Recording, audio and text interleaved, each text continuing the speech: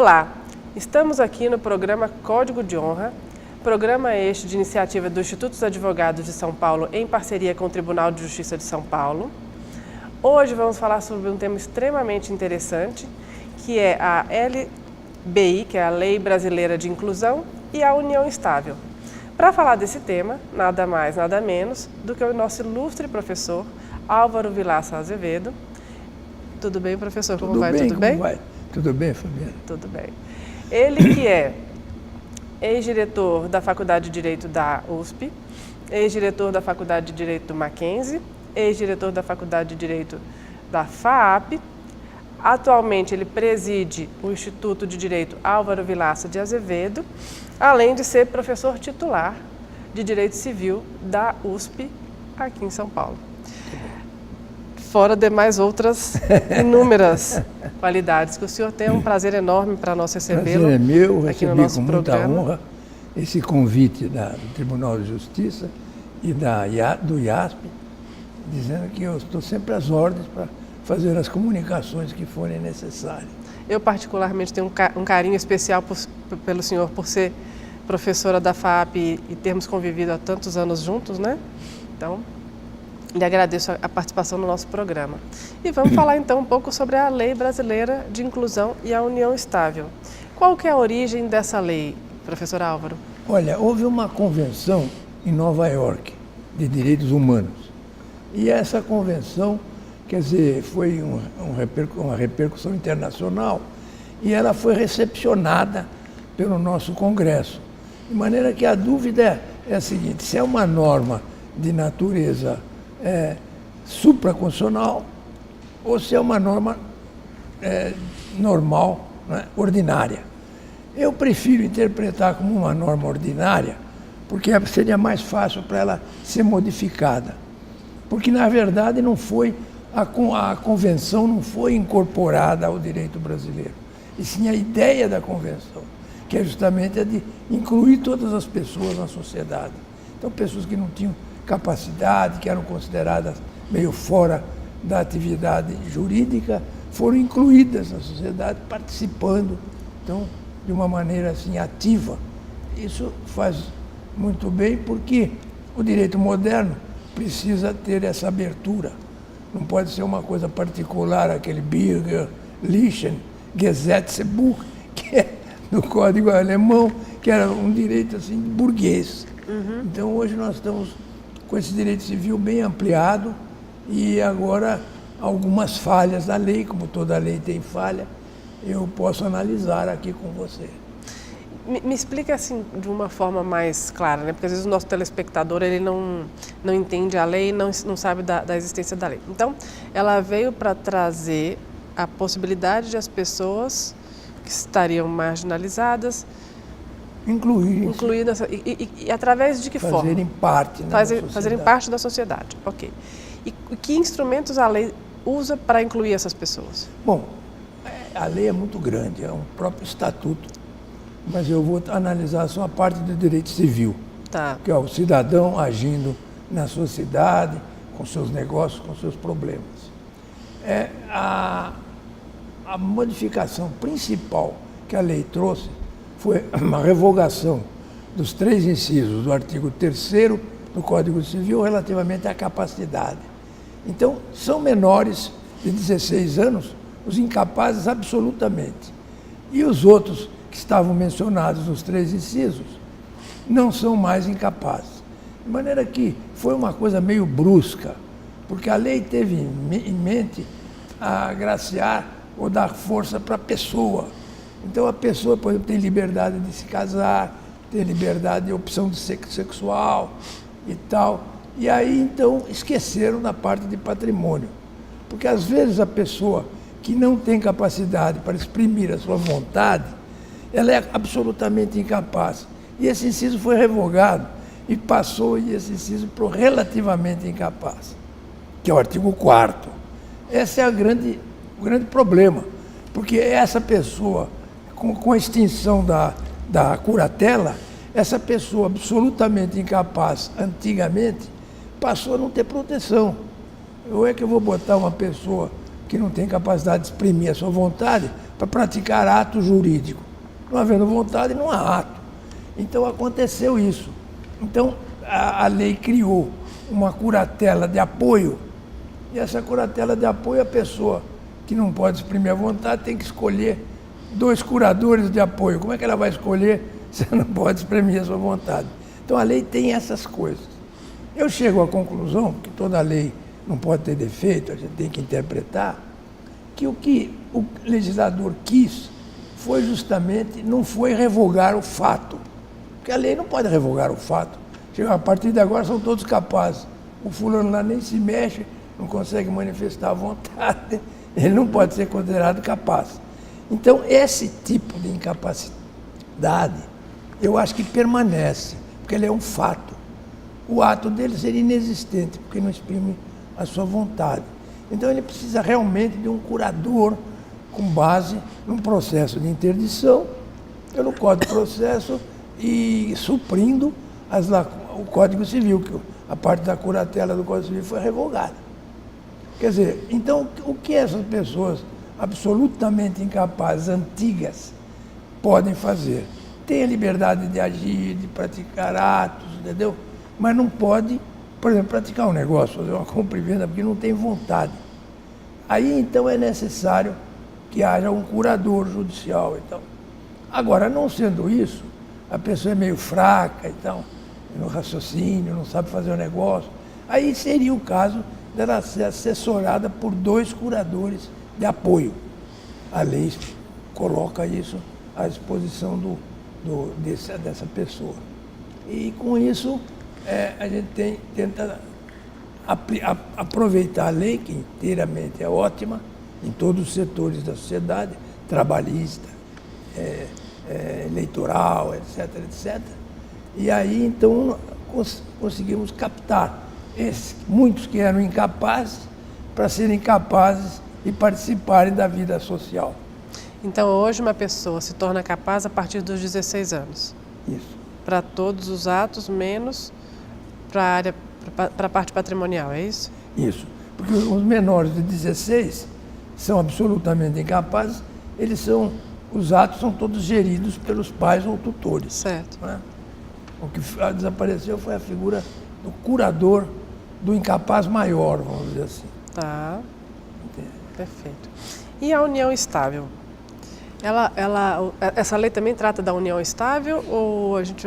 Não, a lei da união estável foi um projeto meu, que a ideia da união estável, como concubinato puro, não adulterino, nem incestuoso, vinha ocorrendo desde antigamente, quando nasceu o casamento civil, o decreto 181 de 1890, mais ou menos foi por aí. Então nasceu o casamento civil. Foram proibidas outras uniões, não havia divórcio, então começou a surgir um concubinato, que quem se separava, que se chamava separado, não era considerado desquitado na época, passava a viver com outra pessoa, constituindo um novo lar.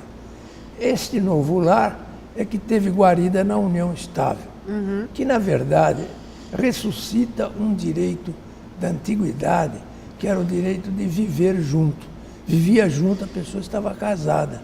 Então você vê lá, Código de Hammurabi, Código Chinês, Taksin-Len, são leis, o Código de Manu da Índia, as leis antigas de Israel e a Bíblia. Fulano dormia com a mulher, acordava marido e mulher. Ele se casava pela própria convivência. Esse casamento passou para o direito romano como usos, que é a posse. Usos. Bastava viver junto para estar casado. E hoje ressuscita na forma de união estável. E, inclusive, passou para muitos lugares. Por exemplo, Estados Unidos, tem 14 estados americanos que têm o marriage ou common law. Tem um casamento de common law. Viveu junto tanto tempo, está casado. E também no México, Tamaulipas, se não me falha a memória, é um estado do México. E na Escócia também.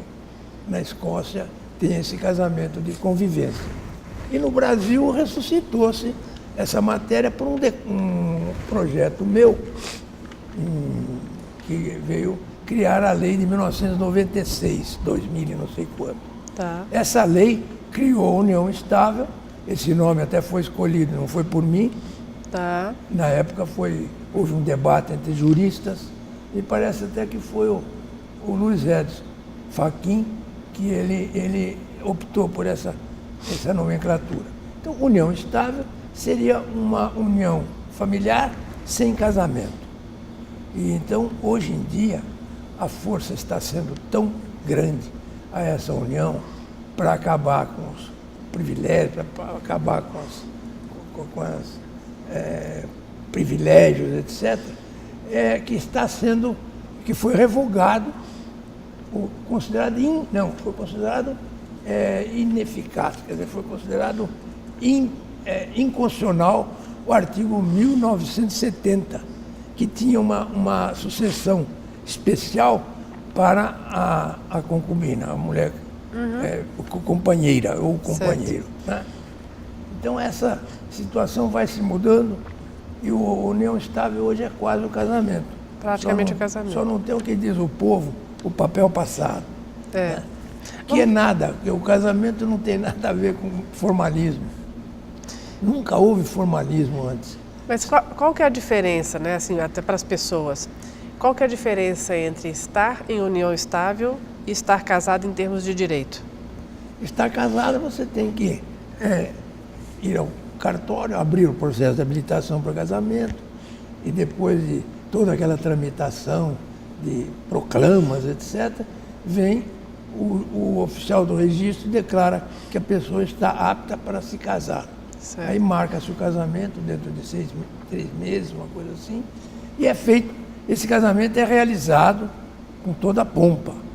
Às vezes, o juiz do cartório pode transferir essa possibilidade de decreto do casamento para o juiz, para o celebrante religioso. Sim. Se o fulano quer se casar na religião católica ou então hebraica, aí ele se casa, por exemplo, e o celebrante religioso diz as palavras da lei, né? Diante da vontade que acabais de manifestar e vos receberdes como marido e mulher, eu, em nome da lei, vos declaro casados. Certo. Então, o ato judicial ou o ato oficial é declaratório, Tá. não é constitutivo. O casamento se constitui pela vontade dos cônjuges. Tá. Essa é a grande posição da ideia do casamento como um contrato. Agora, na união estável é aquela história. Fulano vive com outra. Pode fazer até um contrato. Eu tenho feito muitos contratos. Há 30 anos eu faço esse contrato. E, na verdade, agora está se tendo uma receptividade muito grande. E esse contrato pode criar algumas cláusulas, né, de restrições e tal. Mas, na verdade, é uma união de duas pessoas, a união estável, de homem e de mulher, que acabam constituindo uma família legítima. Aí passa a ser legítima, que de fato ela passa a existir por um documento. Mas mesmo que não haja documento, a simples convivência traz a ideia da união estável. Mas se eu tenho uma união estável, o senhor aconselha que se faça um contrato para reger as relações? Ou... É sempre bom. É sempre bom, principalmente para a mulher. Porque geralmente ainda a mulher ainda trabalha muito em casa. E o marido é que tem as receitas. Então é bom que a mulher faça também para que ela tenha uma garantia patrimonial. Porque aí é aquela história. O artigo 1525 do Código Civil, que era o meu antigo artigo do meu projeto, artigo 5º, que fala justamente que a união, não havendo contrato escrito, a união simplesmente dos companheiros traz, por exemplo, traz a parte patrimonial, como se houvesse um casamento de comunhão parcial de bens. Parcial de bens. Quer dizer, só os aquestos adquiridos durante a união, adquiridos a título oneroso, é que se somam. A diferença, então, seria que se a pessoa tem um contrato, já está demonstrado que estamos em união estável. Isso. Temos interesse em estar em união estável e temos interesse em dividir patrimônio. aquele patrimônio que eu amealhar a partir do momento em que eu iniciei a união estável. Mas, se eu não faço o contrato, a pessoa vive junto com a outra e lá na frente, vai ter que ir ao judiciário para poder declarar a união estável e gerir a relação patrimonial, certo? Provando certo? a situação de fato, basta dizer quais foram os bens adquiridos onerosamente.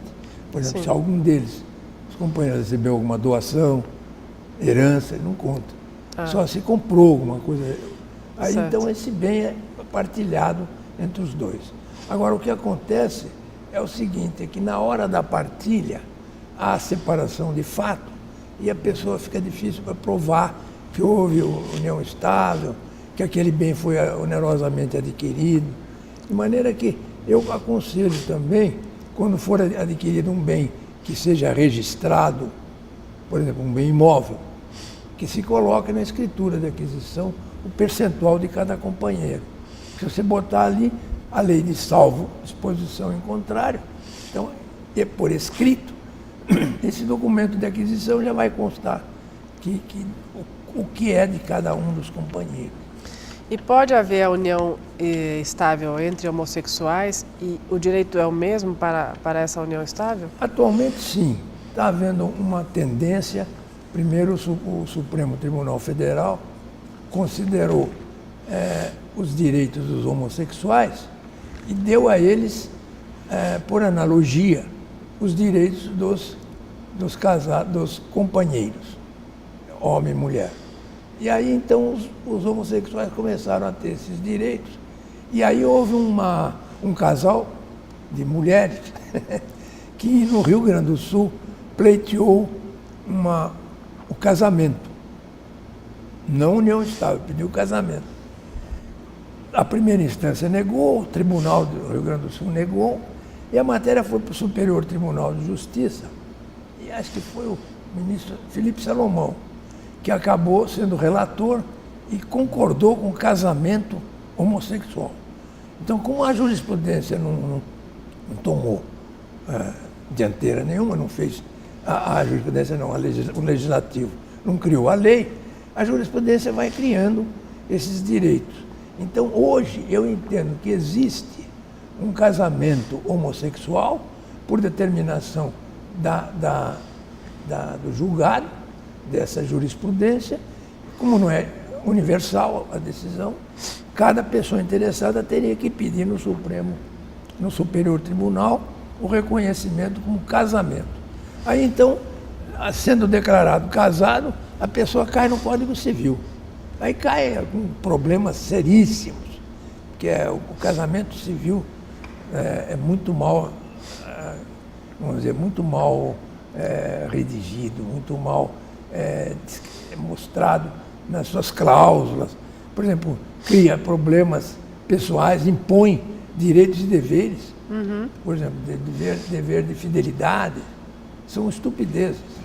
E se a pessoa propriamente não for infiel ou causar algum dano moral a outra pessoa, basta se separar. Né? Antigamente era crime, 240 do Código Penal. Foi revogado, o crime de adultério, porque o adultério é nada mais, nada menos do que uma infração contratual. E aí, então, o Código de Bevilacqua estabelecia uma forma de perdão mais absurda que o atual, que é a seguinte: o fulano, sabendo do adultério do outro, mantinham lá uma relação sexual, uma segunda noite de núpcias, e havia o perdão automático. Veja que é um absurdo. Você pode perdoar um adultério por relação sexual. Isso, então, foi no Código Bevilacqua, foi abolida essa matéria no novo Código, mas continua muito casuístico. O cônjuge não pode isso, não pode aquilo, quer dizer, o Estado se intrometendo na vida particular. Isso não pode acontecer, porque o direito tem que parar à porta da casa. O direito tem que acompanhar a evolução, né? Da sociedade. Se a norma é de ordem pública, então o Estado pode entrar dentro da casa. O novo Código diz que não pode mais se mexer na instituição familiar. Mas, por exemplo, um comete adultério, não pode chegar lá um Ministério Público para o outro cônjuge, você tem que se divorciar. Tá certo. Eu quero aproveitar a presença do senhor no nosso programa, professor Álvaro, para o senhor falar também um pouco sobre o instituto que o senhor mencionou, que é presidente hoje, o Instituto de Direito Álvaro Vilaça de Azevedo. Qual que é o propósito do instituto? O propósito do instituto, ele já nasceu há algum tempo, ressuscita agora com as suas novas atividades, é justamente um interesse cultural na área jurídica. Nós estamos preparando revista, eu estou gravando aulas para serem difundidas, vamos dizer, por aqueles instrumentos de internet com os quais eu não mexo. Tá. Senão eu vou levar um choque.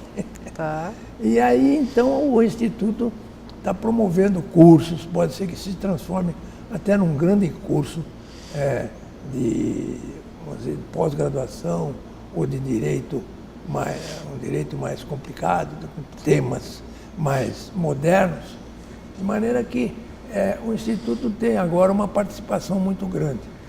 E eu estou me dedicando bastante a ele e aos meus livros, escrevendo meus livros, e agora a ideia é justamente estou terminando o meu curso, são 6 volumes, já tenho aí alguns livros publicados, 22, e vamos cuidar no Instituto de toda essa matéria e também daqueles professores que tiverem interesse em lançar livros, fazer palestras, montar cursos.